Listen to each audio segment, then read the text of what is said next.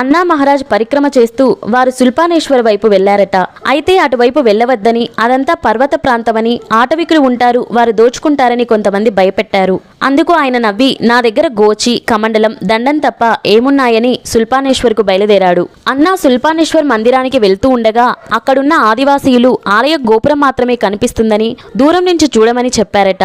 అలాగే దూరం నుంచి ఆలయాన్ని చూసి నమస్కారం చేసి వెళ్తూ ఉండగా అన్నా మహారాజ్ ఒక సాధువుని కలిశాడు. అతను త్రిశూలం పట్టుకొని కాషాయం వస్త్రాలు ధరించి ఉన్నాడు. మాటల్లో ఆయన 3వసారి పరిక్రమ చేస్తున్నానని చెప్పారట. శూల్పానేశ్వర్ దర్శనం చేసుకున్నారా అని అడిగారట. అందుకు అన్న దానికి సమాధానంగా తను కేవలం గోపురం మాత్రమే చూశానని, గుడి నీటిలో మునిగిపోయిందని అన్నారట. దానికి ఆ సాధువు తాను గుడి నీటిలో మునగక పూర్వం దర్శనం చేసుకున్నానని అన్నారట. అది విన్న అన్నా మహారాజ్ ఆయన్ని అశ్వత్థామ దర్శనం అయిందా అని అడిగి ఆయన్ని పరిక్రమ అనుభవాలను చెప్పమని కోరారట. అందుకు వారు అంగీకరించి ఆ రోజుకు అక్కడే విశ్రమిద్దాం